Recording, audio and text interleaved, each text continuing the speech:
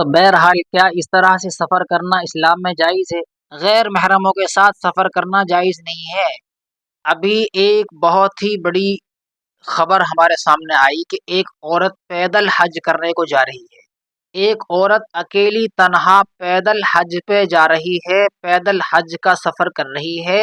حج کا سفر بہت ہی اونچا سفر ہے، حج بہت ہی اونچا عمل ہے۔ اللہ تعالیٰ جس کو حج کی سعادت نصیب فرما دیتے ہیں وہ بہت ہی بابرکت انسان ہے، بہت ہی مبارک انسان ہے۔ اللہ کا خاص اس پر کرم ہے، رحم ہے، فضل ہے۔ لیکن وہ جب کہ وہ حج کا عمل ایسا ہو جیسا اللہ چاہتے ہیں، ایسا ہو جیسے نبی کا طریقہ ہے، نبی نے جیسا حج کرنے کا طریقہ بتایا، حج کرنے کا سفر کے جو اصول و ضوابط بتائے، اس کے حساب سے اگر وہ سفر حج ہو رہا ہے تو وہ حج اللہ کے یہاں قابل قبول ہے، ورنہ وہ حج اللہ کے یہاں مردود ہے۔ ابھی ہم نے ایک ویڈیو دیکھی، بہت ہی چل رہی ہے، کہ اکیلی ایک عورت حج کے سفر پہ نکل چکی ہے، یعنی اپنے گاؤں سے، اپنے شہر سے، اپنے صوبے سے، مہاراشٹر کی بتائی جا رہی ہے کہ وہ وہاں سے نکل چکی ہے اکیلی تنہا حج کے سفر کے ارادے سے۔ یعنی اس کا ارادہ ہے کہ ہندوستان اور پاکستان اور ایران، عراق، کویت ہوتے ہوئے سعودی عرب وہ جائے اور اکیلی وہ حج کا سفر مکمل کرے۔ اب یہ خبر جیسے لوگوں کے سامنے آئی تو بہت سارے لوگوں میں شک و شبہات پیدا ہونے لگے، اور ظاہر سی بات ہے، بہت عجیب سی بات ہے کہ ہماری شریعت میں عورت کا تنہا سفر کرنا منع ہے، لمبا سفر کرنا، اور وہ بھی حج سفر، حج کا سفر، یہ تو اصول و ضوابط سے بھرا ہوا ہے۔ اگر اس میں بھی ہم اللہ تعالیٰ کے احکام اور نبی کی سنت کے خلاف اگر کوئی آدمی حج کا سفر کرنا چاہے تو وہ قابل قبول کیسے ہو سکتا ہے؟ میرے بھائیو، اصل بات یہ ہے کہ جیسے یہ خبر سامنے آئی تو لوگوں نے اپنی بات کہنی شروع کی۔ بہت سے لوگوں نے کہا کہ یہ تو دکھلاوے کا حج ہو رہا ہے، بہت سے لوگوں نے کہا کہ یہ اپنی فالوورز کو بڑھانے کے لیے ایسا کیا جا رہا ہے، اور بہت سے لوگوں نے کہا کہ بغیر محرم کے حج سفر کرنا یہ جائز نہیں ہے، اور بھی بہت ساری باتیں لوگوں نے لکھنا شروع کی۔ لوگوں نے کمنٹ میں اس طرح سے لکھنا شروع کیا، میرے بھائیوں یہ عورت نکل چکی ہے، اور اس عورت کا یہ بھی کہنا ہے کہ میرا جو شوہر ہے وہ بھی میرے ساتھ حج کرے گا، لیکن ساتھ میں نہیں جائے گا، ساتھ میں اکیلی ہی رہیں گی، اور ان کا جو شوہر ہے ہو سکتا ہے وہ بعد میں وہاں پہنچ جائے۔ تو بہرحال کیا اس طرح سے سفر کرنا اسلام میں جائز ہے؟ کیا اس طرح تنہا ایک عورت کا حج کے سفر پہ جانا، کیا اس کی حج مقبول ہوگی؟ کیا اس کو حج کا کچھ ثواب ملے گا؟ علماء کرام نے فرمایا ہے کہ بوڑھی جو عورت ہے، ضعیف، جس کو کوئی خطرہ نہ ہو کسی غیر مرد سے، اس کے لیے بھی بعض علماء کے نزدیک اکیلے تنہا سفر کرنا جائز نہیں ہے، غیر محرموں کے ساتھ سفر کرنا جائز نہیں ہے۔ جو عورت اکیلے سفر حج پہ جا رہی ہے وہ کیسے رکے گی، کہاں رکے گی، کہاں کھائے گی، کہاں پیے گی، کہاں پر کیسی پریشانیاں، سفر میں کیسی پریشانیاں آتی ہیں۔ آدمیوں کے لیے بھی آج کے حالات میں سفر کرنا صحیح نہیں ہے۔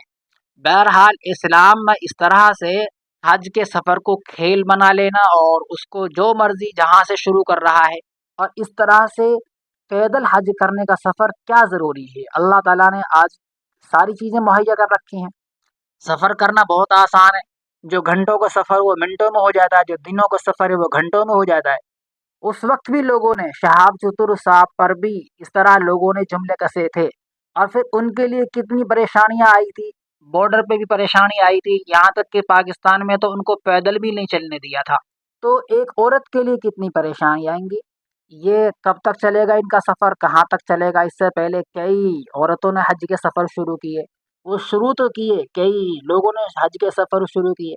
شہاب چتر صاحب کو جو عزت ملی، جو اس کو شہرت ملی، جو اس کو فالوورز ملے، جگہ جگہ جو اس کے ساتھ دینے والے ملے، اس کو دیکھ کر لوگوں میں ایک بھیڑ سی لگ گئی پیدل حج کرنے کی، بہت سارے لوگوں نے شروع کیا، لیکن ان کا شروع تو نظر آیا، آخر وہ کہاں تک پہنچے یہ کچھ پتہ نہیں، کہاں غائب ہو گئے، ادھر چلے گئے، پھر کچھ پتہ نہیں۔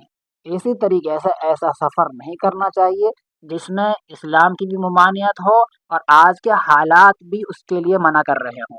میرے بھائیوں، میں آپ کو بتا دیتا ہوں، اگر کوئی عمل اللہ کے لیے کیے جائے تو اس کا اللہ کے یہاں اجر ہے، انمل اعمال بالنیات، اعمال کا دار و مدار نیتوں پر ہے، جیسی جس کی نیت ہوتی ہے اللہ کے یہاں ایسا اس کے لیے ثواب لکھا جاتا ہے۔ اور اگر نیت دکھلاوے کی ہے، ریا کی ہے، شہرت کی ہے، لوگ مجھے بہت بڑا حاجی نمازی کہہ دیں، لوگ میری تعریف کرنے لگ جائیں، لوگوں میں میری عزت بڑھ جائے، تو وہ اللہ کی نظر میں وہ عمل مردود ہے، ملعون ہے، اللہ کے یہاں اس کا کوئی ثواب نہیں ہے۔ اگر لوگوں کو دکھلانے کے لیے پہاڑوں جیسا عمل کیا تو اللہ کے یہاں اس کا کوئی اجر نہیں ہے، اور اگر اللہ کے لیے رائے کے دانے کے برابر بھی عمل کیا اللہ کی رضا کے لیے، اللہ اس کا اجر پہاڑوں جیسا عنایت فرمائیں گے، کیونکہ اللہ کے خزانے میں کوئی کمی نہیں ہے، لینے والے ہوں ہم لینے والے بن جائیں۔ لینے والے کیسے؟ جیسے اللہ نے بتایا لینے کا جو طریقہ، اللہ جیسا لینے کا طریقہ بتا رہا ہے ایسے ہی تو لے سکتے ہیں نا ہم۔ مثال کے طور پر آپ کہیں کسی کے پاس جا رہے ہیں، کسی کے دربار میں، اور اس دربار میں جا کر جیسا اسے خوش کرنے کا طریقہ ہے ایسا ہی تو کسی کو ہم خوش کر سکتے ہیں، جیسا اس کا طریقہ ہے اور جیسے جملوں سے جیسی تعریفوں سے وہ خوش ہوتا ہے اسی طرح سے ہم اسے بات کریں گے تو وہ خوش ہوگا، ورنہ وہ ہمیں وہاں سے واپس کر دے گا۔ یہ دنیا کا حال ہے۔ اللہ اتنا بڑا مالک، سارے مالکوں کا مالک، سارے بادشاہوں کا بادشاہ، کیا اس کے عمل کو کوئی کھلونا بنا لے، اس کے عمل کو کوئی اس طرح سے شہرت کا ذریعہ بنا لے، تو اس پہ اللہ خوش ہوں گے یا ناراض ہوں گے؟ یہ تو آپ سبھی جانتے ہیں۔ بہرحال یہ تو حج کا عمل ہے، اس سے بھی کوئی چھوٹے چھوٹے عمل ہوں یا بڑے عمل ہوں، وہ ہمیں اسی طریقے سے کرنا چاہیے جیسے ہمارے اسلام اس کی اجازت دیتا ہے، اور وہ جب ہوگا جب ہم علماء کرام سے جڑیں گے، اپنے علماء سے پوچھیں گے، اپنے علماء کو اپنے ساتھ میں رکھیں گے، ایسے مسائل میں ان سے ہم مشورہ لیں گے کہ ہمیں یہ کام کرنا ہے، اللہ کے یہاں یہ قابل قبول کیسا ہے، اللہ کے یہاں اس کا ہم اجر لیں گے تو کیسے لیں گے، اللہ تعالیٰ ہمیں کیسے نوازیں گے۔ اللہ تعالیٰ ہمیں اپنے اعمال میں اخلاص پیدا فرمائے۔ اسی پر میں اپنے بات کو ختم کرتا ہوں، اور ریاکاری دکھلاوے سے اللہ تعالیٰ ہم سب کو محفوظ فرمائے۔ السلام علیکم۔